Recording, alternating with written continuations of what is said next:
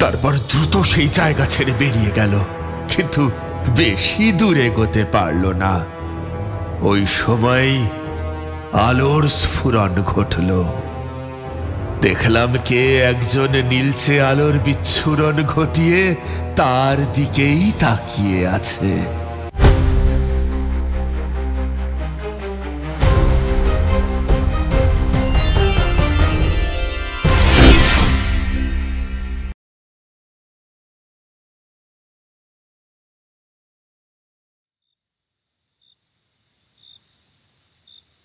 জ্যৈষ্ঠ মাসের রাত্রি। সন্ধ্যার পর রাতের প্রথম প্রহর শুরু হয়েছে।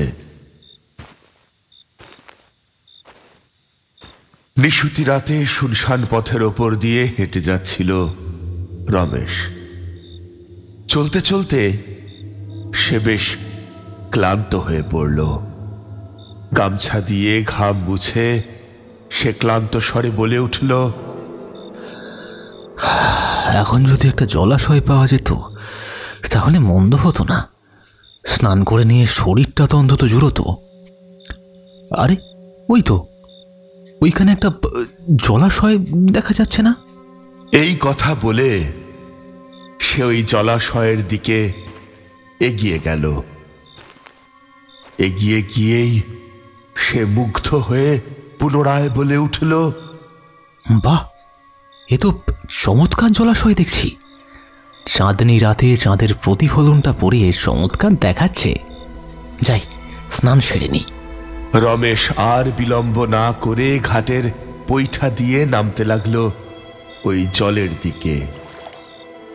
কিছুক্ষণ সাঁতার কাটার পরে তার পা কিসে যেন আটকে গেল। তাই দেখে সে পুনরায় বলল, আরে এইখানে তো দেখছি জলের নিচে একটা লোহার বাক্স আছে, কিন্তু এই বাক্সে কি থাকতে পারে? জলের নিচ থেকে বাক্সটা সে তুলে নিল। তারপর গাছের আড়ালে গিয়ে সেইটা খুলে রমেশ দেখল যে একটা অতি সুন্দর সোনার 7 নড়ি বিছে হার ঝলমল করছে। সে ওই হারটা দেখেই মনে মনে অতিশয় প্রসন্ন হয়ে বলে উঠল, বাহ, আমার কপালটা খুব ভালো দেখছি।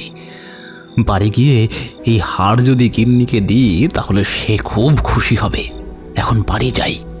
রমেশ সরল মনে ওই হারটা নিয়ে বাড়ির পথে রওনা দিল। কিন্তু ওই সময় জলের মধ্যে তীব্র আলোড়ন দেখা গেল। সমুদ্রের মতো অনেক উঁচুতে ঢেউ উঠে ঘাট শুদ্ধ ভিজিয়ে দিল। দূর থেকে ডেকে উঠল একটা কাক তীব্র স্বরে। রমেশ কিন্তু বুঝতেও পারল না কি অমঙ্গলকর জিনিস সে বাড়ি বয়ে নিয়ে যাচ্ছে।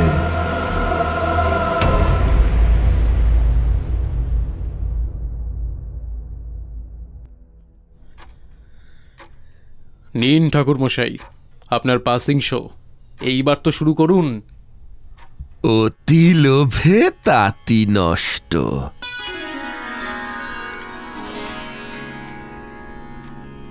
আজকে যে গল্প তোমাদের শোনাতে যাচ্ছি তার নেপথ্যে লোভ একটা বড় কারণ হয়ে দাঁড়িয়েছিল বিপদের।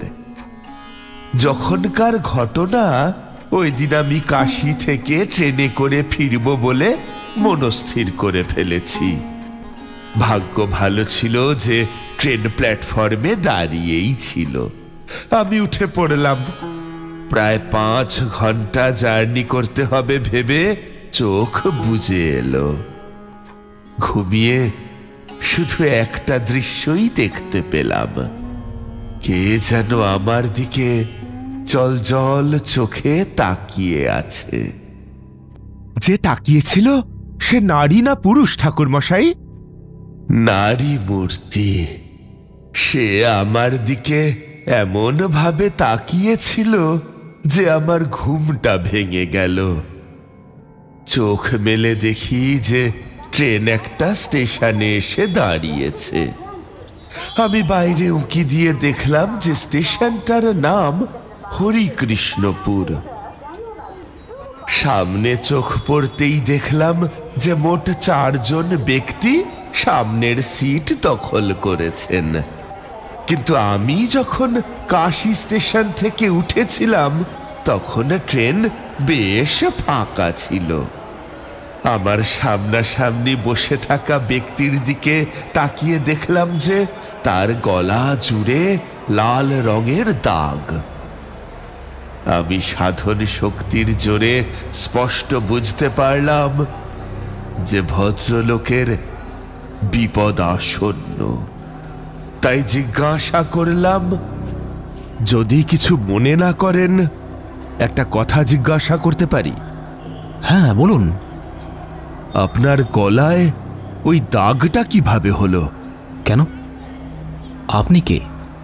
আমার কোনো খারাপ অভিপ্রায় নেই। আমি একজন সাধু, তীর্থে তীর্থে ঘুরে বেড়াই।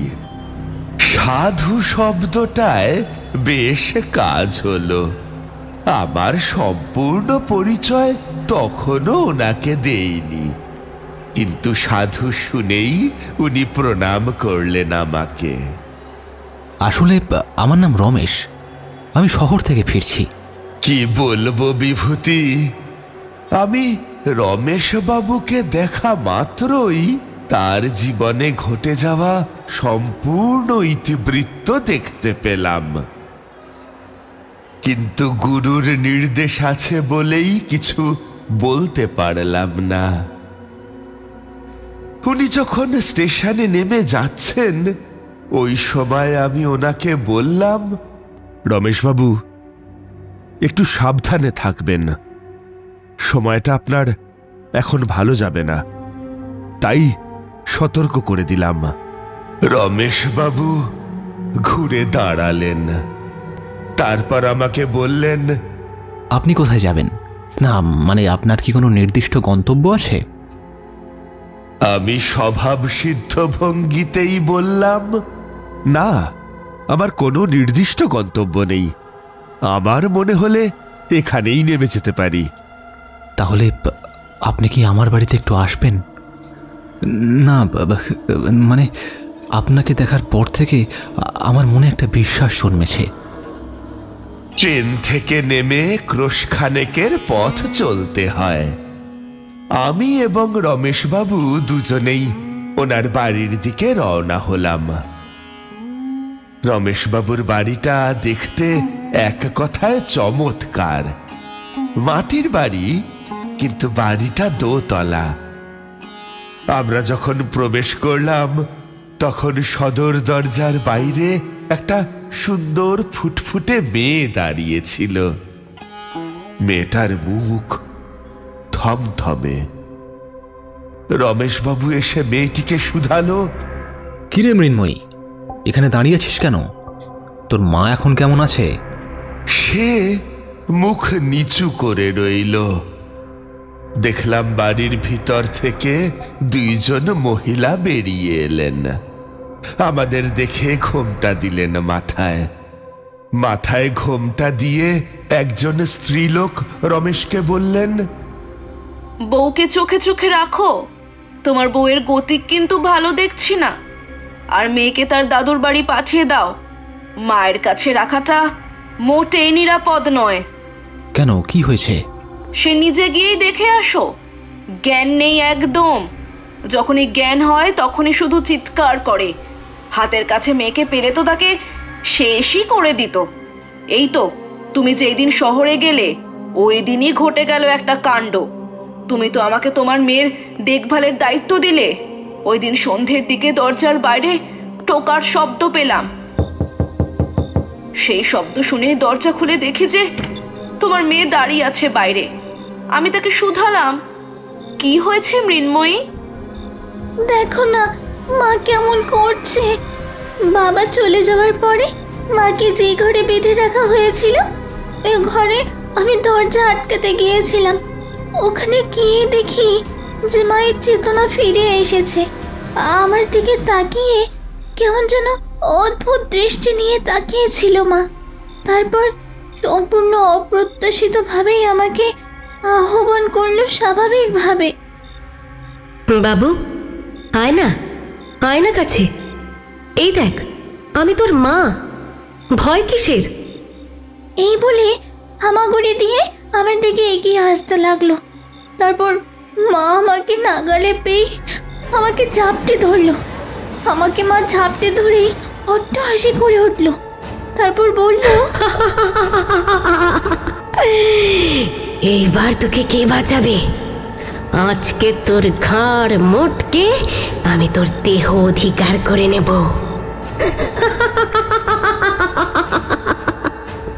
আমি ছটফট করতে করতে বারবার চিৎকার করতে লাগলাম যাতে আমাকে মা ছেড়ে দেয়। আমি কোনো ক্রমে তার কাছ থেকে মুক্তি পেয়ে চলে এলাম। ওই সময়ে দেখলাম যে দাওয়ার উপর একটা পেল্লাই সাইজের দাঁড়কাক বসে আছে। তার চোখের মনির রং কিন্তু ঘোলাটে লাল রঙের। মা সম্পূর্ণ অপরিচিত কণ্ঠে বলে উঠল, ধর ওই মেয়েটাকে, ওকে আমার জ্যান্ত চাই। কচি মাংস খেতে মন্দ লাগবে না। বুড়িমা, আপনি আমাকে এবার পরিত্রাণ দিন। এই কথা বলে মৃন্ময়ী প্রচন্ড পরিমাণে চোখের জল ফেলতে লাগলো। ওইটুকু মেয়েকে কিভাবে আমি ফেলে রাখি বিপদের মুখে? তাই বললাম, ওই বাড়িতে যাস না বাছা, আমার কাছেই এখন থাক। এই কথা বলে ওই মহিলা এইবার চলে গেলেন।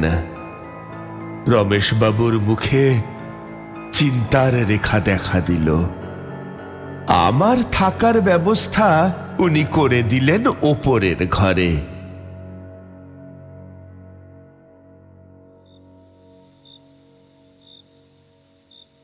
সন্ধ্যের দিকে হঠাৎই শুনলাম একটা গুঞ্জন।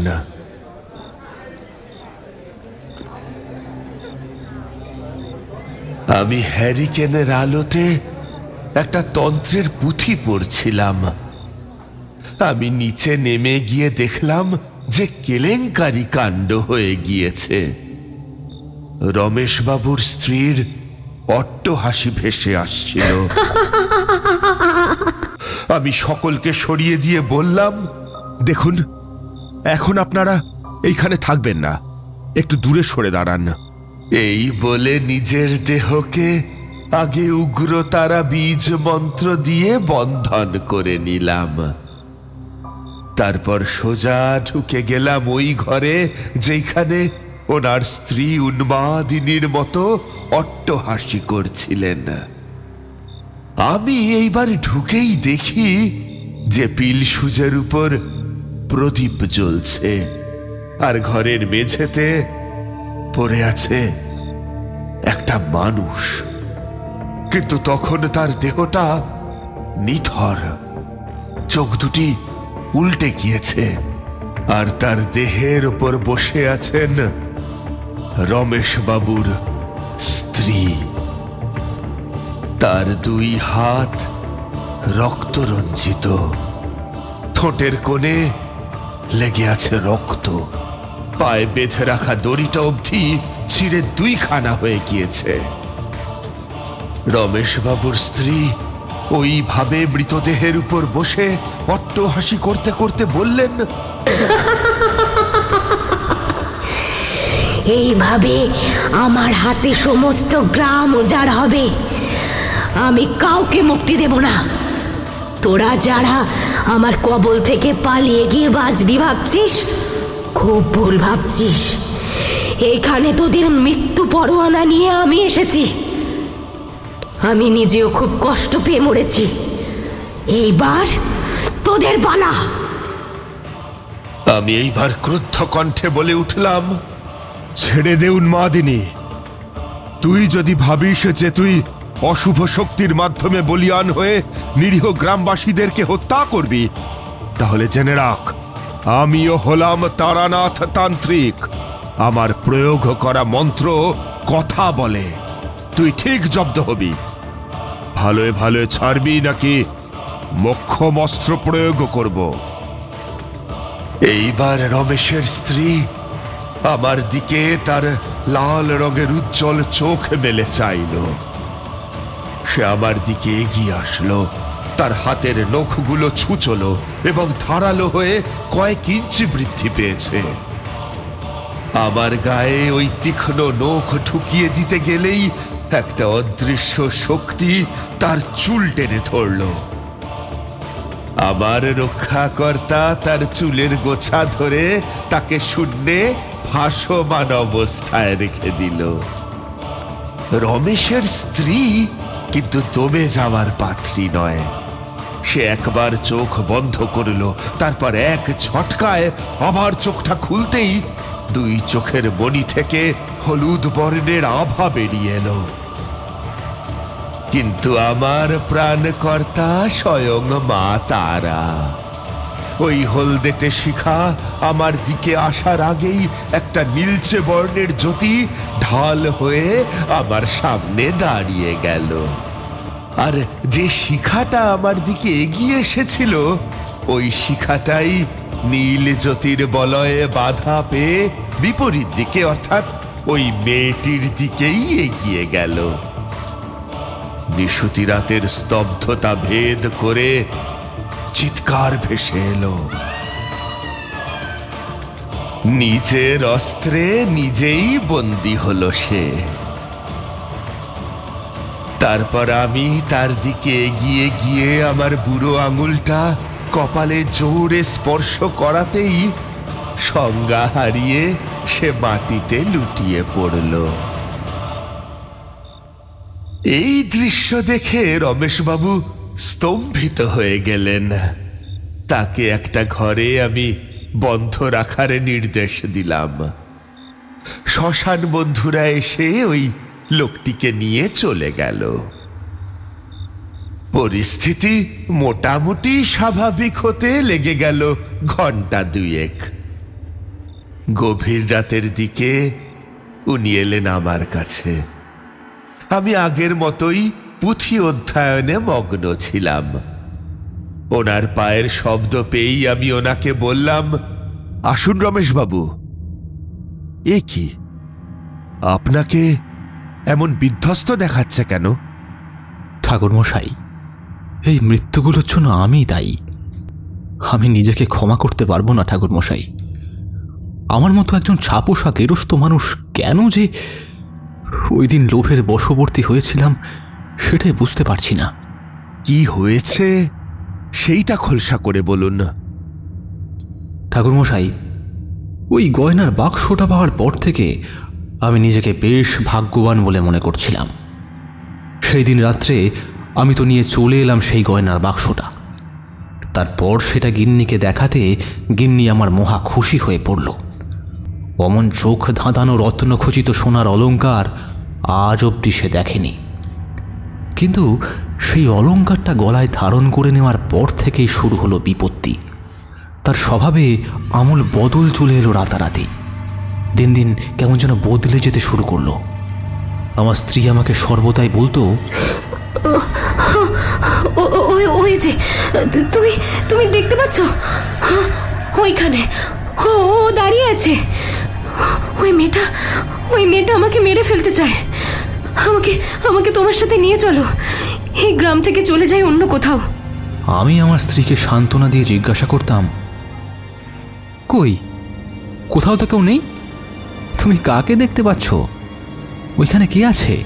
একদিন দেখলাম সে দেওয়ালে লাল রঙের কালি দিয়ে কি সব লিখতে শুরু করেছে। আর সবচাইতে আশ্চর্য বিষয় হলো ওই যে লেখাগুলোর ভাষা সম্পূর্ণ অন্যরকম।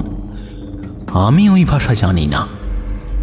আর মাঝে মাঝে কি সব ভাষায় নিজের মনে কথা বলতো ঠাকুরমশাই, সেটা আমি কিছুই বুঝতে পারতাম না। আমার মেয়েটাকে দেখলেই তাকে গলা টিপে হত্যা করার একটা প্রবণতা জন্মেছিল তার মধ্যে। সব থেকে যেটা ভয়ঙ্কর ছিল সেটা হলো ঘুমের ঘোরে অস্পষ্ট স্বরে কথা বলা। আপনি এই কথাগুলো শুনেছিলেন? হ্যাঁ ঠাকুরমশাই, সে বলতো আমার স্বামীকে বাঁচিয়ে দিতে। কিন্তু কথাটা যে ঠিক আমার গিন্নি বলছে এমনটা নয়। আমার স্ত্রীর স্বভাবের সাথে তার কোনো মিলই খুঁজে পেতাম না। সেই সাথেই ঘুমের ঘোরে মাঝে মাঝে কেঁদে ওঠে। আমি সন্ত্রস্ত হয়ে যাই ঠাকুরমশাই। একদিন গভীর রাত্রে ঘুমিয়ে আছি, ঠিক এমন সময় এই গলার এইখানটা একটা চাপ অনুভব করলাম। চোখ মেলতেই দেখলাম যে আমার বুকের ওপর উঠে বসে আছে আমার স্ত্রী। আর তার দুটো হাত দিয়ে প্রাণপণে আমার গলাটা টিপে ধরেছে।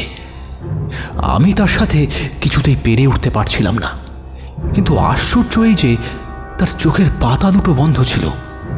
কোনো ক্রমে তার থেকে মুক্তি পেয়ে আমি ওইখান থেকে চলে আসি ঠাকুরমশাই। তারপর সারা রাত বাইরে পায়চারি করেছিলাম, সারা রাত। ভেবেছিলাম আমার স্ত্রীর মাথাটাই মনে হয় খারাপ হয়ে গিয়েছে, তাই আর কি শহরে ছুটে গিয়েছিলাম ডাক্তার আনতে। ওই গয়নার বাক্সটা কোথায় রেখেছেন? ওই সোনার গয়নাটা আমাদের বাড়ির পশ্চিমে যে ঝোপটা আছে ওইখানে পুঁতে রেখেছি ঠাকুরমশাই। চলুন, মাটি খুঁড়ে আগে ওইটা বের করা দরকার। ওই বাক্সটা খুঁজে বের করতে পারবেন তো? আগে হ্যাঁ ঠাকুরমশাই, নিশ্চয়ই। তাহলে আমাকে নিয়ে চলুন সেই গুপ্ত জায়গায়।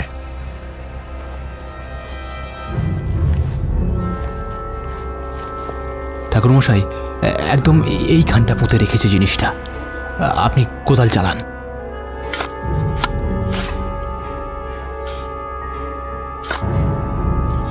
আমি এইবার কয়েক ঘা মাটি কোপাতেই বেরিয়ে এলো সেই মূল্যবান জিনিসটা। সেইটা হাতে নিয়ে আমি ওই দিন চলে এলাম ওপরের ঘরে। রাত্রিবেলা হ্যারিকেনের আলোতেই ওই বাক্সটা ঘুরিয়ে ফিরিয়ে দেখতে লাগলাম।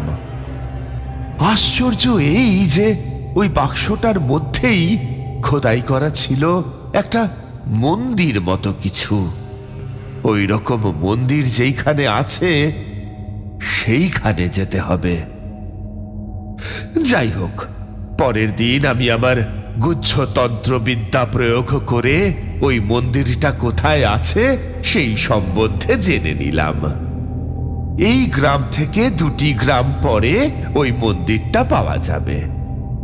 যাওয়ার আগে আমি রমেশবাবুকে বললাম, রমেশবাবু, আপনার স্ত্রীকে ঠিক করতে গেলে আমার সাথে আপনাকে এবং আপনার স্ত্রীকে 2টি গ্রাম পরে হরিশ্চন্দ্রপুরে যেতে হবে। আমি আপনার স্ত্রীর কবজিতে একটা মন্ত্রপুত তাবিজ বেঁধে দেব। যতক্ষণ ওই তাবিজটা কাজ করবে ততক্ষণ ওনার অন্তরে থাকা অশুভ শক্তি কোনো প্রভাব বিস্তার করতে পারবে না। তিনি বিমর্ষ মুখে বললেন, বেশ ঠাকুরমশাই, আমার আর এসব ভালো লাগছে না। আমাকে আপনি যত তাড়াতাড়ি পরিত্রাণ দিতে পারেন ততই আমার পক্ষে মঙ্গল। আমি একটা ধূপ জ্বালিয়ে ওই ধূপদানি নিয়ে রমেশবাবুর স্ত্রী যেইখানে আছেন সেই ঘরে প্রবেশ করলাম। আমি ঝুলি থেকে একটা মন্ত্রপুত তাগা বের করে নির্বিঘ্নেই পরিয়ে দিলাম। উনি কাছে গিয়ে স্ত্রীকে ডাকতেই ওনার স্ত্রী ধীরে ধীরে চোখ মেলে চাইলেন। তারপর ওনার স্বাভাবিক কণ্ঠেই উত্তর দিলেন, আমাকে আমাকে কোথায় যেতে হবে? আমার যে চলার ক্ষমতাটুকুও নেই। আমরা গরুর গাড়ি করে যাব গিন্নি, একটা জায়গায় যাব। তুমি স্নান করে তৈরি হয়ে নাও। ওইদিকে আমি গ্রামের বাইরে গিয়ে একটা গরুর গাড়ির ব্যবস্থা করে ফেললাম। গরুর গাড়ি করে যখন ওনাদের বাড়ির দিকে আসছিলাম ততক্ষণে রমেশবাবু এবং ওনার স্ত্রী দুজনেই প্রস্তুত। ওনাদের মেয়ে রইল প্রতিবেশীর ঘরে। আমি পই পই করে বলে দিলাম, দেখুন, আজকে রাত্রিবেলা যদি কেউ রমেশবাবুর মেয়েকে নিয়ে যেতে চায়, সে যেই হোক না কেন, ভুলেও তার হাতে তুলে দেবেন না। আমাদের ফিরতে ফিরতে কালকে কিংবা পরশুও হয়ে যেতে পারে। আমরা গরুর গাড়িতে উঠে পড়লাম। মন্দিরটি 2 গ্রাম পরে। সেইখানে পৌঁছে গেলাম দুপুর নাগাদ। তারপর সেই গ্রামের যিনি মোড়ল মশাই আছেন ওনার সাথে আমার আগে থেকেই বেশ জানাশোনা থাকার দরুন জায়গা জুটিয়ে নিতে অসুবিধে হলো না। সব কিছু ঠিকঠাক হয়ে গেলে পরে বৃদ্ধ মোড়ল মশাইকে মন্দিরের আকার আকৃতি শুধিয়ে জিজ্ঞাসা করলাম মন্দিরের হদিশটা। উনি আমাকে আশ্চর্য একটা কাহিনী শোনালেন। যা আমার আন্দাজের সাথে হুবহু মিলে গেল। উনি বললেন, ঠাকুর মশাই, ওই মন্দির তো অনেকদিন হলো বন্ধ হয়ে আছে। ওইখানে না আছে কোনো বিগ্রহ আর না হয় কোনো পুজো। তবে ঘটনাটা শুনেছিলাম আমার বাবার মুখে, তখন আমি খুব ছোট।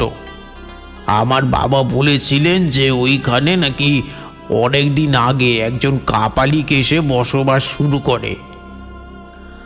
আর আমাদের গ্রামে পারুল বলে একজন সাঁওতালি মেয়ে তার স্বামীকে ঠিক করার জন্য যায়। তার মনে আশা ছিল যে সাধু বাবা হয়তো তার স্বামীকে সুস্থ করে দিতে পারবেন। কিন্তু সেই যে সে গেল সাধু বাবার মন্দিরে, ওইখান থেকে সে আর কোনো দিন ফিরে আসেনি। এবং ওইখানেই ওই কাপালিককেও মৃত অবস্থায় পাওয়া গিয়েছিল। আমার কৌতূহল ক্রমেই বৃদ্ধি পেতে শুরু করলো। কাউকে কিছু না জানিয়ে সন্ধ্যের দিকে চলে গেলাম সেই মন্দিরের দিকে। জায়গাটা বেশ জংলা হওয়ার দরুন মন্দিরটার দেখা যায় না বাইরে থেকে। আমি ঝোপ ঝাড় সরিয়ে সামনে গিয়ে দেখলাম যে একটা স্তক স্তূপে পরিণত হয়ে আছে সেই মন্দিরটা। যাই হোক, বাইরে যে গাছটা ছিল ওই গাছটার নিচে প্রতীক্ষা করতে লাগলাম। ক্রমেই অনেক রাত্রি হলে তন্ত্রের একটা গুচ্ছতিগুচ্ছ ক্রিয়া শুরু করলাম।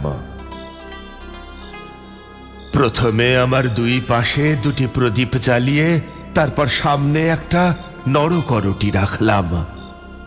ঠিক তারপরেই মহাকালের মন্ত্র জপ করতে শুরু করলাম। ওম রিং রিং স্থূলং দেহং কায়া বিনাশনং, ওম রিং রিং নিশি বিদীর্ণং পবন বন্ধনং।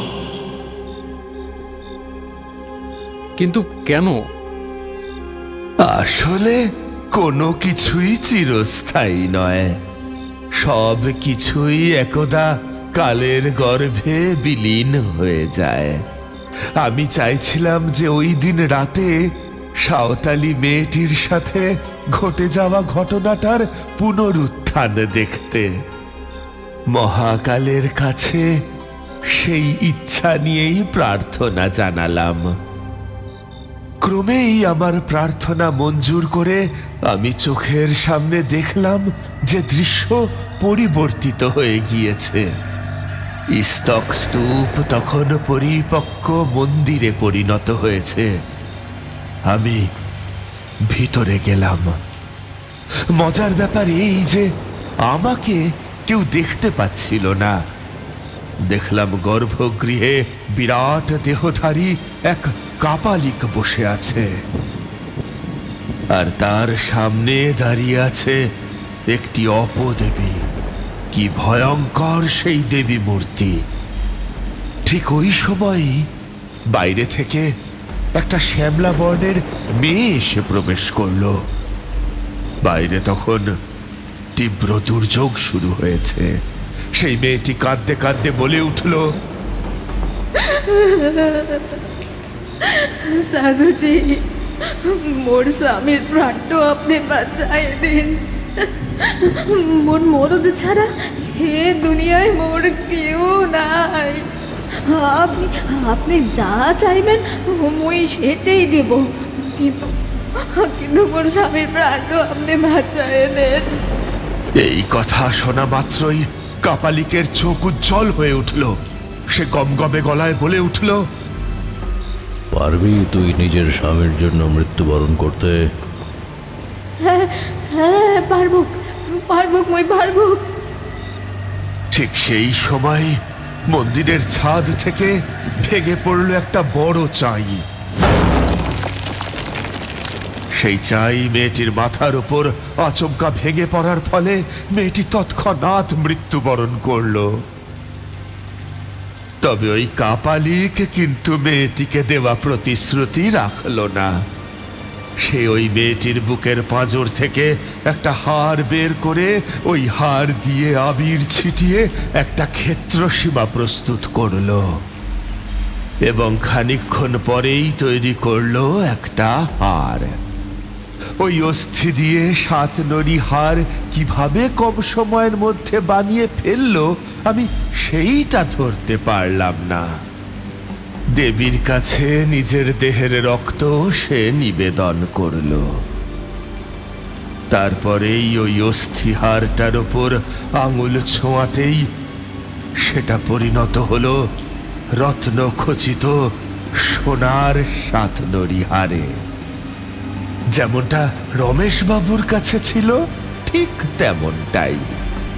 কাপালিক ওই হার এবার নিজের কণ্ঠে ধারণ করে উল্লাস ধ্বনি করে বলে উঠল,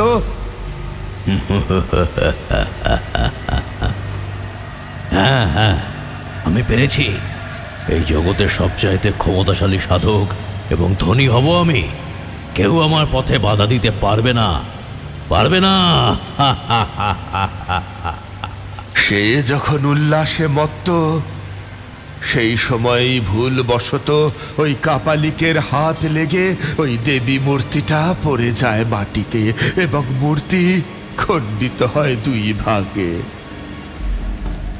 তারপরেই অনর্থ ঘটে যায়। ওই কাপালিকের পরনে পড়ে থাকা একটা মালা হঠাৎ করেই বিষধর সাপে পরিণত হয়ে তাকে দংশন করে শেষ করে দেয়। আর সেই হারটা যে কোথায় হারিয়ে গেল সেইটা আর দেখতে পেলাম না। আমি ওইখান থেকে উঠে চলে এলাম। তারপর পরের দিন সন্ধ্যের দিকে ওদের নিয়ে চলে এলাম সেইখানে। স্তক স্তূপের মধ্যে থেকে ওই সাঁওতাল মেয়েটির একটা গয়না খুঁজে পেয়েছিলাম আমি। সেইটা নিয়ে যজ্ঞ করতে বসে পড়লাম। আর এইদিকে রমেশবাবুকে বললাম, রমেশবাবু, আপনি আপনার স্ত্রীর 2 হাত শক্ত করে চেপে ধরে বসে থাকুন। আমি ওই সাঁওতাল মেয়েটিকে ওর দেহ থেকে বের করার চেষ্টা করছি। আপনার স্ত্রী হয়তো বাধা দেওয়ার অনেক চেষ্টা করবেন, কিন্তু আপনি কিছুতেই হাত ছাড়বেন না। খুব সাবধান। আমি এইবার 2 জনকেই বসালাম একটা জায়গায়। ঢুল ছিলেন রমেশবাবুর স্ত্রী। ওনার ওপর মন্ত্রপুত জল ছিটিয়ে ওনাদেরকে প্রদক্ষিণ করা শুরু করলাম। একটু পরেই রমেশবাবুর স্ত্রী অধৈর্য হয়ে উঠলেন। অধৈর্য হওয়ার পরে তিনি অন্য অপরিচিত কণ্ঠে বলে উঠলেন, আমাকে ছেড়ে দে।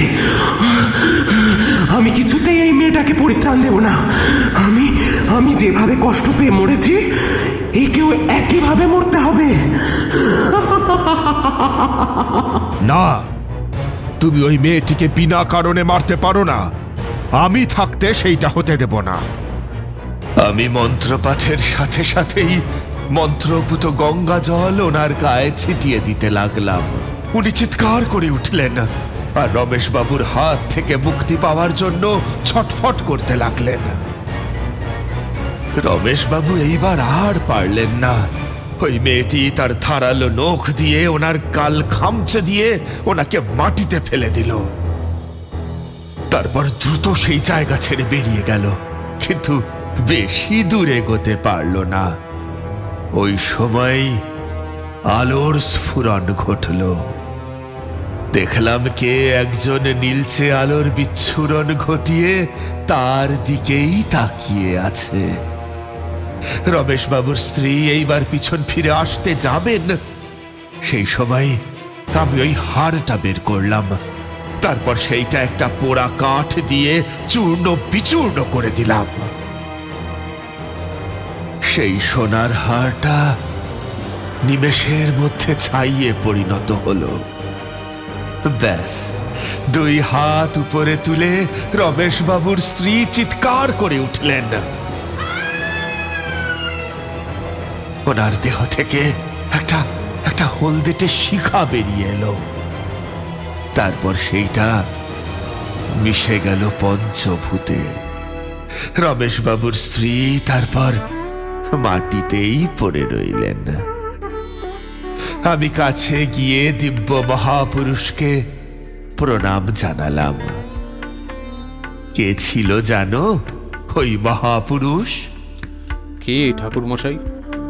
কাশীতে দেখা সেই মহাপুরুষ, অর্থাৎ রামনিধি।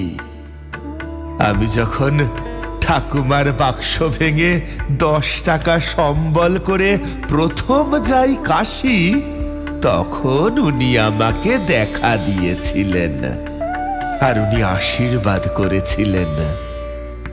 শেষ মুহূর্তে সেই তিনি এসেই আমাকে পরিত্রাণ দিলেন আর রমেশ বাবুর পরিবারকে রক্ষা করলেন। আমি ওই জায়গার মাটি কিছুটা নিয়ে তার সাথে ভস্মীভূত ছাই মিশিয়ে বিসর্জন দিলাম সেই জলাশয়ে, যেখান থেকে রমেশবাবু সেই হারটি পেয়েছিলেন।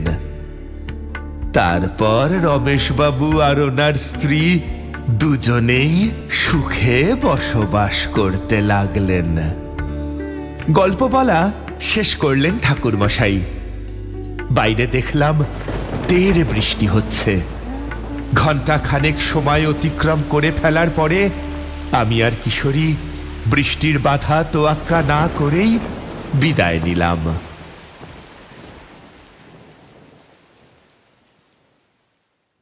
আমাদের এই গল্প যদি আপনাদের ভালো লেগে থাকে তাহলে অবশ্যই লাইক করবেন এবং শেয়ার করবেন। যারা চ্যানেলটিতে নতুন তারা অবশ্যই সাবস্ক্রাইব করুন। শুধু বেল আইকনটি টিপে নোটিফিকেশন অন করে দিন, যাতে আমাদের পরবর্তী কাজগুলোর খবর সবার আগে আপনার কাছে পৌঁছয়। ধন্যবাদ।